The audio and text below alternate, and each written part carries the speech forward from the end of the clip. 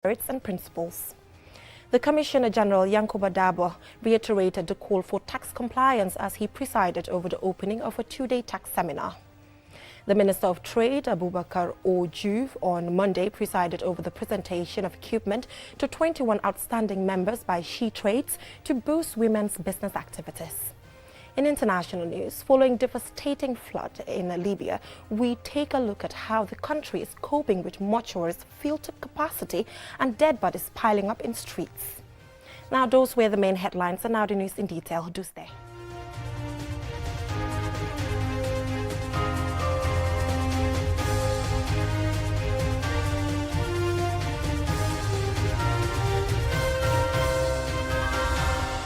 If you're just tuning in, this is QTV News and I'm Jenna Bosonko. We start with some sad news. Following the shooting of 3 police officers by an unidentified assailant, killing 2 and leaving 1 in a critical condition, President Adama Barrow today visited the injured at the Edward Francis Small Teaching Hospital. Meanwhile, the Gambia Police Force is appealing for information that may lead to the arrest of the killer, who may be armed and remains at large at the time of this report by Jordan Jai. Today, the nation mourns and prays for 2 police officers and their seriously injured colleague, wishing her a swift recovery from gunshot wounds. The dead officers were PC Pate Jalo and PC Sangie Gomez. They died in line of duty while serving for the love of their country. President Adama Barrow visited WPC and Sejao, who is said to be in a critical condition and receiving treatment at the Edward Francis Small Teaching Hospital in Banjul. The whole country, we are all mourning. We are all sad, also heavy, but this is life. We have to move on as a country, united and strong. Following the president's visit, WPC Jawa's father, who was at the hospital to visit his daughter, spoke to the media. We don't have anything to say but to say a thank you once more for coming and visit us, and we appreciate a lot with all what you have really done so far. We have seen all that. We've been also following. We do know you have concerns from yesterday up to now. That in itself alone, without even a dime, we are appreciative of that. According to the press officer of the Gambia Police Force, the incident happened at around 10 p.m. on Tuesday night, while the police officers were on duty following a series of road traffic accidents. Modu Musa Sisaho, press officer at the Gambia Police Force, explains what is known so far of the incident. An eyewitness of the incident who described the incident as follows: that a man wearing what we locally call haftan approached police officers while they are at work at the junction, seeing them talking to him. Before you know what, he just opened fire on them. 3 of them were on the ground. And our people were informed and they took them to the hospital. Upon arrival, 2 of them, there were 2 boys and a lady. The 2 boys lost their life immediately and the lady is currently struggling. This is very, very unnecessary. This is very unforeseen. We never expected such in this country. The press officer says the police are doing everything possible to apprehend the assailant. All resources are available to us currently, are on the go, trying to find out where this person is and apprehend, because it's important to establish actually what went wrong. Why did this happen? Who are behind this? Is it a lone person? Is it an individual or people behind this?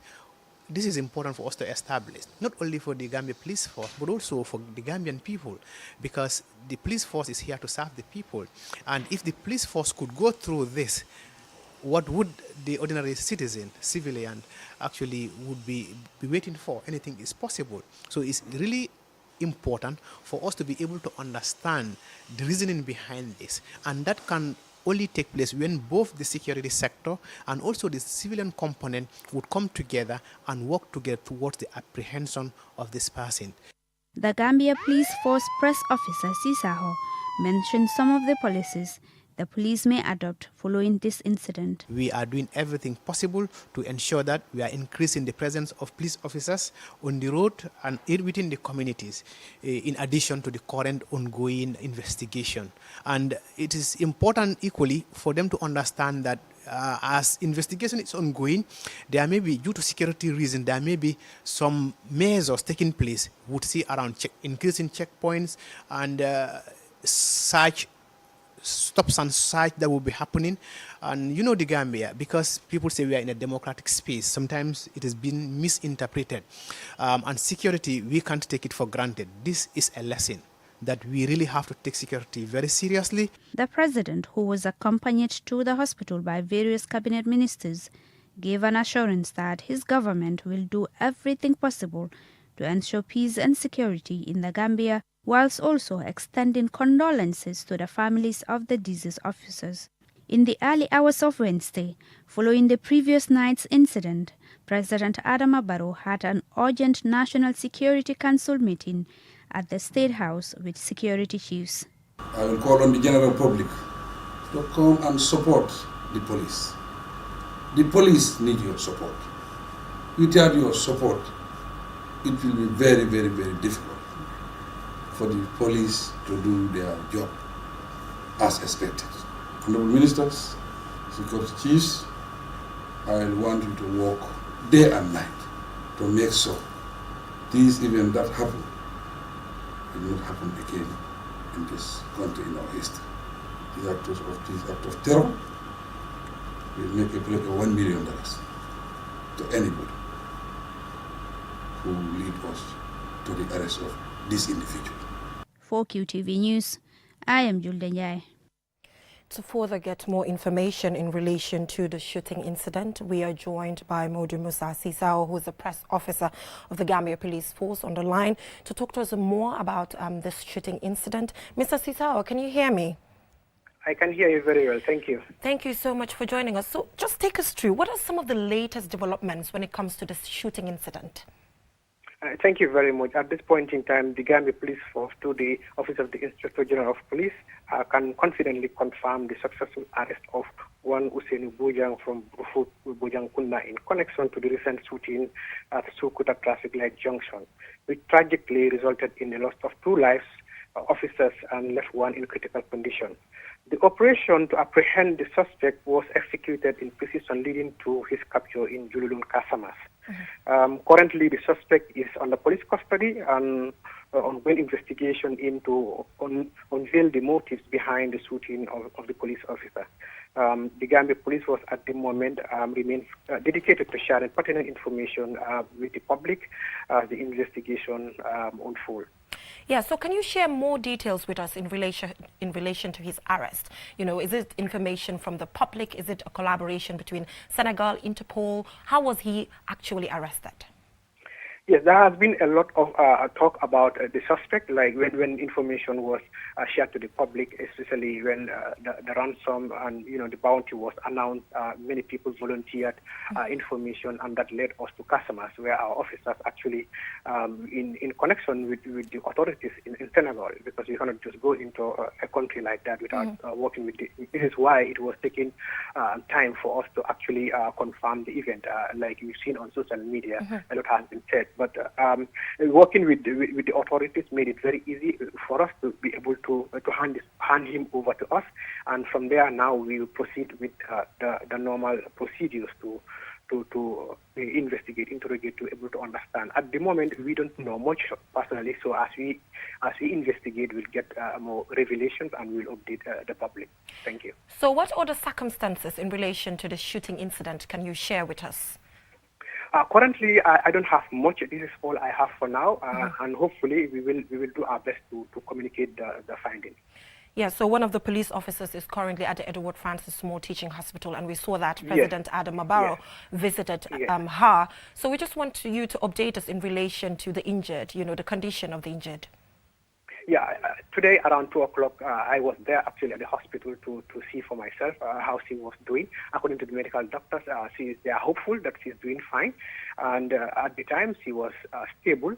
And we hope that continues. And we pray that his result and he's back to her health. Thank you. Yeah, so generally, what has been the mood of the Gambia Armed Forces, currently? The Gambia Police Force, rather. What has been their mood, losing 2 colleagues and the circumstances surrounding the whole shooting incident? Yeah, it is really shocking because it's very sudden and very uncalled for, very unprofessional, and this is something that has never been thought of. It's the first time in the history of the Gambia Police Force. We have circumstances where officers have been shot at, but having to kill almost 2 and 1 in this critical condition in the Gambia, especially in the Combo region, the Greater Banjul area. This is the first time, and it's a cause for concern. Officers actually are very moody, like you said, concerned and share emotions, but we are not relenting because we have a responsibility to the public. We have a responsibility to ourselves to ensure the security and safety of this country is maintained. So today, since yesterday, there has been increased presence, visibility of police officers, heightened security checkpoints and all that, and this will continue for now. Yeah, so finally, where is the suspect at this point in time as you talk to me? Currently, the suspect is with the police. In the Gambia here? Yes, the Gambia here. He's with me. I'm here. I'm in the Gambia. They came. He's here. That's why we are waiting to confirm, because we wouldn't just go along with rumors. To actually confirm is with us, with the Gambia Police Force, and we get the facts, and then we'll be able to communicate appropriately and accordingly. All right. Thank you so much, police press officer, for this information, and we'll, contact you if there's any new information to ensure that we get the facts right, and we join you and the entire Gambia Police Force to mourn the death of these officers, and we're wishing the officer at the hospital a speedy recovery. Thank you so much for joining us. So moving on Tuesday, lawmakers rejected the judicial officers' remuneration and other entitlements bill after a day-long intense debate on its general merits and principles. National Assembly members say they have observed inequality as well as discriminatory aspects in the bill. Aliu Sisa is covering parliamentary proceedings, and he now reports. According to the Gambia's Attorney General and Minister of Justice, Dauda A. Jallow, the judicial officers' remuneration and other entitlements bill seek to provide better conditions service for judicial officers. It provides for an occupant of the Office of Chief Justice who retires after serving for 5 years shall be paid a pension equal to his last salary, and that any other judge of a superior court shall enjoy a pension of full salary upon retirement after serving at least 10 years. The bill further provides that any judge of a superior court who at retirement has served for less than 10 years but more than 5 years shall be entitled to a pension of 3/4 of his last salary. The bill also provides that where a judge upon retirement has not satisfied any of the above conditions, he or she may be paid a gratuity to be determined by the Judicial Service Commission, and also a retired judge shall be paid such other benefits and allowances as may be prescribed by the Judicial Service Commission after consultation with the Minister of Finance. The bill provided that where a judge dies whilst holding office, a lump sum equal to 1/2 of his or her yearly salary at the time of his or her death shall be paid to his or her surviving spouse. The bill also provides that the Chief Justice, while in office, shall be provided with a fully furnished accommodation, including utilities. This is similar to that of the National Assembly, which is provided for under Section 95, which says remuneration and allowances of National Assembly members, the Speaker, the Deputy Speaker, and other members of the National Assembly shall receive remuneration and benefits, including retirement benefits, as an act of National Assembly.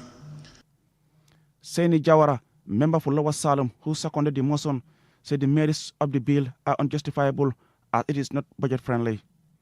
Almame Jiba, member for Fonyi Councillor, sees the bill as discriminatory, which caters for few in the judiciary. He called on the minister to work on a broader reform agenda that will impact the lives of all Gambians, not just a piecemeal reform that benefits few. After retiring for 10 years, your allowance will be continued. Where is the farmer? Where is the teacher? Where is the doctor? My people, and other Fonyi Council said they don't want it. They don't even want to see it pass to a committee. It has to be buried alive, 40 feet deep in this. Keba Lang Fofana, nominated National Assembly member, requested NAMS not to reject the bill at this stage, but to allow the committee responsible to further scrutinize the bill. His comments were corroborated by Lamin Sise of Kiang West constituency, who though was against the original content of the bill, equally believed it could be sanitized by the responsible parliamentary committee. As a lawmaker today, I have the powers to change whatever is bad in this particular book. Why do we need to bury this today? When we have committees that are responsible for scrutinizing bills. Alhaji Mbow of Upper Salem, a nominated member, Maimuna Sise, also observed inequality in the bill, while minority leader Alhaji S. Dabo appealed to his colleagues not to outright reject the bill. Who is more risky than the president after leaving the service? he doesn't have lifetime immunity of what they are claiming right now. Who is more risk at the tribal magistrates? You want to exclude those people from the immunity right now. You are claiming for the judges. Other members, including Alfousseni Sise of Same, Asan Toure of Bakau, Alhaji Sise of Sabo Sanjal, Abdullah Sise of Ol Yundum, and Mohamed Kante of Busumbala, expressed concerns with the timing of the bill and its nature. The bill was rejected after a decision was taken after 18 members voted to refer it to a committee for further scrutiny, while 21 members voted to reject it. Reporting for QTV News, I am Aliou Sise. From that story by Aliou Sise on parliamentary proceedings, we will now go for a short commercial break. And when we return, we have more local and international news stories. Do stay with us.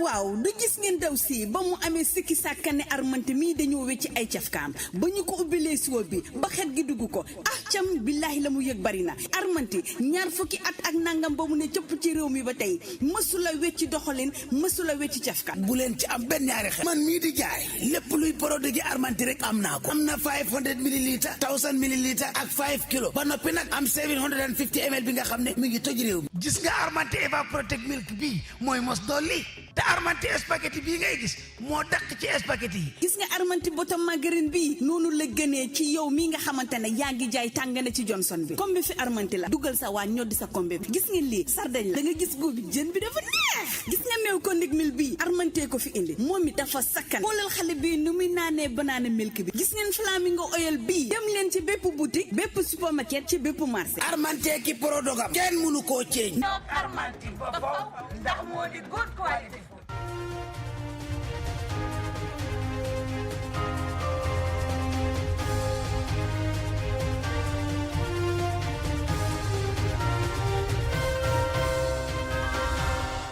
Welcome back from that short commercial break. If you're just tuning in, you're watching QTV News, and I am Jenna Bosonko. Now, the Commissioner General of the Gambia Revenue Authority, Yankuba Dabo, reiterates his call for tax compliance as he presided over the opening of a two-day tax seminar for members of the Gambia Youth Chamber of Commerce. Aliou Sise has more on that. The two-day tax seminar organized by the Gambia Revenue Authority for participants drawn from across the country under the Gambia Youth Chamber of Commerce is meant to enlighten them on the importance of paying tax. And of course, to share with them the GRA's corporate plan and the revenue performance trend that the GRA has been registering over the years. The tax seminar is part of activities under Goal 2 of the GRA Corporate Strategic Plan 2020-2024 on optimizing client service delivery for improved customer relations and corporate image. It is centered on the Gambia tax policies, the accompanying revenue clause and taxpayers' rights and obligations, and highlights of reforms initiatives being implemented by the Gambia Revenue Authority under the leadership of current Commissioner General Yankuba Dabo. CG Dabo welcomed the engagement with the Gambia Youth Chamber of Commerce as timely and hoped the engagement will enhance the participants' understanding about GRA's mandate and its operations, the significance of tax revenue in national development, and other tax administrative matters in general. It is important to understand the basic fundamentals of doing business in the Gambia, particularly on tax-related matters, to enhance your compliance. The seminar is funded under the project called Support to Strengthen Capacities of National Institutions Responsible for Economic Management and Evidence-Based Policy, Planning and Budgeting to achieve inclusive growth and poverty reduction in the Gambia. The GRA boss further urged young businessmen and women to keep records of their business transactions and pay tax accordingly. He therefore hoped the seminar will go a long way towards enhancing voluntary compliance. The GRA engagement with you will be a continuous process as it strives to transform and automate the revenue collection processes to enhance efficiency and boost revenue collection. The authority launched automated customs data called Asikuda Wall in June 2022. Since its implementation, the system has significantly increased the authority's monthly revenue collection. The GYCC was established 6 years ago to complement the efforts of the government through taxation. It has members from across the country.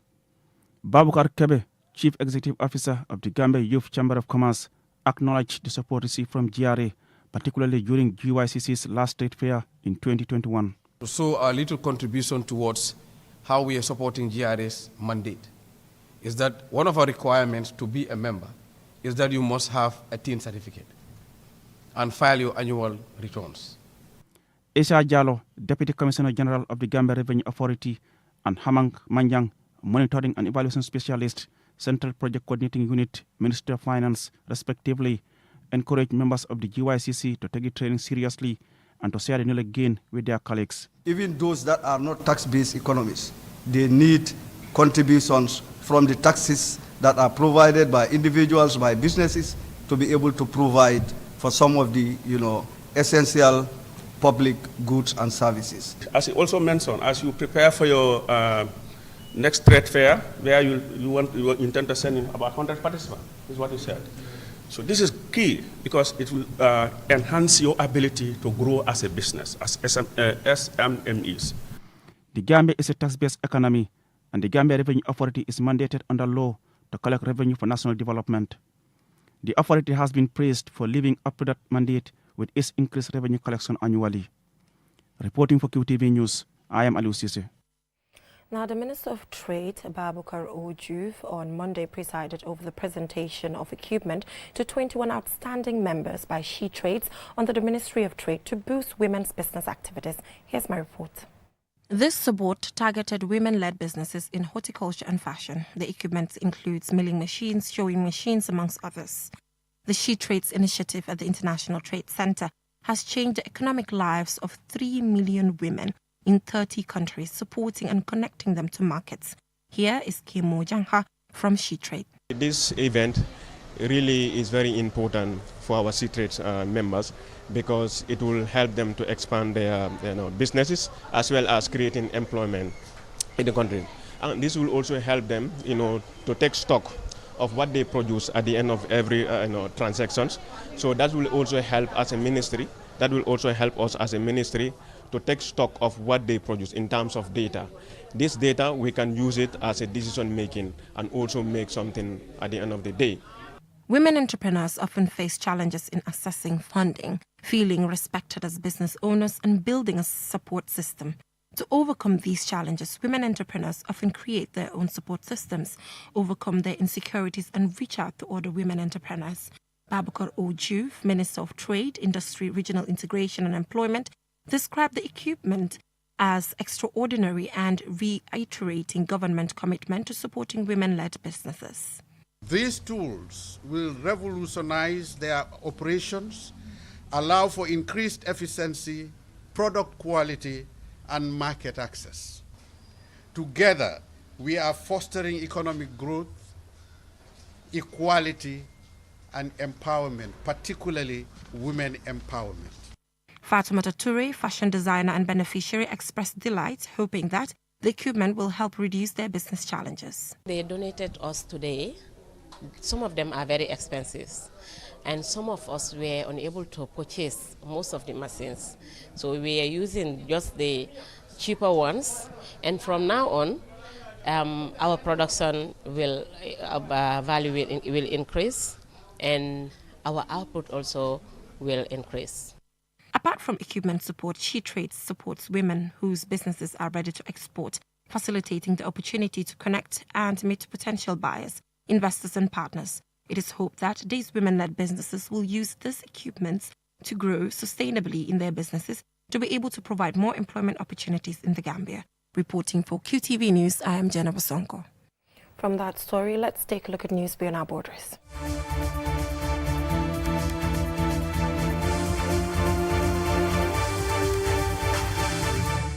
As Libya grapples with the impact of what is described as the worst flood recorded in North Africa in recent years, we take a look at how the country is coping with mortuaries filled to capacity and dead bodies piling up in the streets of Derna. More in this report. The entire city of Derna has been devastated by the flooding after a torrential downpour smashed through 2 dams, washing homes into the sea. The entire city is overwhelmed with a disaster they have never experienced before. At least 5,000 people have been confirmed dead, and survivors, many of whom sustained serious injuries, wait to be treated as hospitals remain out of service. Around 10,000 more are reportedly missing, potentially either swept out to sea or buried beneath rubble that's strewn throughout the city, once home to over 100,000 people. On Wednesday, authorities of the Eastern Government and aid organizations, including the United Nations International Organization for Migration, say more than 30,000 people have been displaced by the flooding. Libya is a predominantly Muslim country. Hence, officials desire to honor Islamic rites that the dead should receive burial rites within 3 days. However, this is currently proving difficult as countless bodies lie in the streets and the search for potential survivors carries on. Aid agencies are also reporting difficulty to access parts of Derna that have been worse hit by the floods as a result of significant damage to infrastructure made some stricken regions inaccessible. And only 2 out of the 7 entry points to Derna are now available. Libya's Minister of State for Cabinet Affairs, Abdel Juma, told CNN that the Matthias Committee has been set up to identify the missing people and to implement procedures for identifying and burial of in accordance with Sharia and legal laws and standards. Rescue efforts have also been frustrated by lack of communication infrastructure, which has been badly affected by the destruction caused, and anxiety is building among family members outside Libya as they wait for news of missing loved ones. The deadly storm comes in an unprecedented year of climate disasters and record-breaking weather extremes, from devastating wildfires to oppressive heat. And while the floods affected several cities across the region, Derna suffered the most. Meanwhile, there has been an outpour of international goodwill and support since the floods, which occurred barely a day after the deadly earthquake in Morocco, which also claimed thousands of lives. Antoine Sonyasi for KTV News. Unfortunate situation there. We're sending some love to Libya. I'm afraid that is all we have time for. Join us at 10 p.m. for another bulletin. Thanks for watching. Have a great evening.